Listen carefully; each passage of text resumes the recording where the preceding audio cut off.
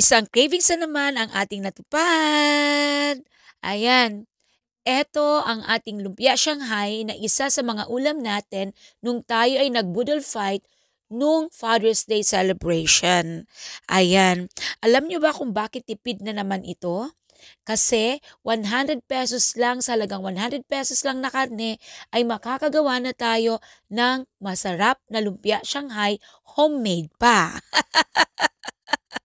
Hinaluan ko lang ito ng isang maliit na carrots, ng isang itlog, ng durog na paminta, ng asin, ng Italian seasoning, ng sibuyas, ng bawang at ng kinchay. At maliban doon, nilagyan ko rin ito ng konting-konting soy sauce at konting oyster sauce. So, yan lang ang ating mga sangkap. At nakalimutan ko ngang bumili ng 10 piso na pickles, yung relish na pickles sa palengke. Hindi ako bumibili sa mall ng pickles kasi mahal.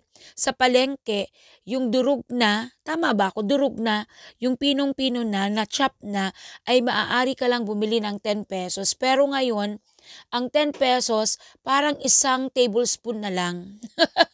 Ganun na lang siya karami. Hindi katulad ng dati kapag bumibili ako ng ganun. Ang 10 pesos ay medyo marami pa. Ngayon hindi na. And then I mix it all. Minekos-mekos ko na yan. Makikita nyo naman na pinaghalo-halo ko na ang lahat. At saka yung mga sangkap na ginamit dito ay yung sibuyas, yung bawang, yung carrots, yung kinchay. Kinchay or kenchay? Kinchay? Whatever. So yun, ay tawag doon, ginamitan ng food processor, yung manual food processor ng aking anak. Kaya maganda ang pagkakapino niya at inilagay dito sa ating Shanghai. At yan, hinalo-halo ko na, minekos-mekos ko na yan. At isa-set aside ko to. Ipi-freeze ko muna, ilalagay ko muna sa fridge, sa refrigerator, and then kinaumagahan ko na babalutin. At bakit kinaumagahan ko na babalutin? Dahil nung pumunta tayo sa palengke, nakalimutan nating bumili ng lumpia wrapper. Kaya dito sa village, dumaan kami doon sa tindahan ng mga gulay at nag-order si tatay at 7 o'clock pa ng kinaumagahan pwedeng makuha. So yun. Kaya kinaumagahan ko na binalot ang ating lumpia Shanghai. So, ayan, kinakailangang haluin natin ang haluing maigi para maging pantay-pantay ang lasa ng ating lumpia Shanghai. So, ayan po. Mekos-mekos, mekos-mekos hanggang manuot ang lasa ng ating lumpia Shanghai. Masarap sana itong lagyan ng cheese, pero hindi ko nilagyan ng cheese. Kasi nga, ang cheese ko dito ay nakalaan para na naman sa spaghetti lulutuin ko para kay Kuya Mikel kapag ka siya ay nag-crave ng spaghetti.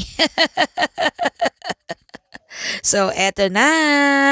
At nakuha na nga ni tatay ang kanyang order na lumpia wrapper kay Manong doon sa bilihan or katabi ng bilihan ng itlog, yung tindahan ng mga gulay. At ayan na, yung isang bundle nito ay nagkakahalaga ng 50 pesos. So, ayan. Pinaghiwa-hiwalay ko na dahil ready na ang ating lumpia Shanghai para ibalot. So, ayan na. At nakikita ninyo, si tatay ay busy din. Father's Day na Father's Day, busy ang ating tatay. Yan ang sinasabi ko sa inyo na hindi lamang po ako ang kumikilo sa kusina, tinutulungan ako ng aking mahal na asawa. At yan, habang ginagawa ko ito, siya naman ay nagre-ready na ng aming breakfast. Nagluto na siya dito ng aming fried chicken na lieg na magiging breakfast namin. At yung unang nabalot ko sa ating lumpia Shanghai ay nagluto na din si tatay. Ayan, so makikita ninyo kung gaano kalutong kapag bagong luto ang ating lumpia Shanghai at ating fried chicken na lieg. Ewan ko ba, paborito ko ang paa ng manok, ang lieg ng manok, ang ulo ng manok, lalong-lalo na kapag mga iniihaw ito. So, ayan. Napakasipag ng aking tatay Mike. So, busy-busy siya dyan para pagising daw ng kanyang mga anak ay ready nang kumain, pero kaming dalawa ang mauunang kumain dito kasi sa mga oras na to ay kami pa lang ang gising. So ayan, nakikita ninyo, ang dami ko nang nabalot at kumakain na ako ng niluto ni tatay na fried na lieg ng manok. At ang sarap-sarap nitong isawsaw, napaka-crispy at hindi ko na ipaparinig sa inyo kung paano ko ngat-ngatin ang crisping fried chicken na lieg na ito. At nakita nyo rin na nakatikim na ako ng lumpia Shanghai na niluto ni tatay kasi kumuha na siya dyan para daw matikman na. So ayan, at napakasarap nga ng ating lumpia Shanghai kahit walang cheese. So yun lamang. Sana'y natutuwa kayong panoorin ang aking mga videos, ang aming mga videos na binabahagi po sa inyo.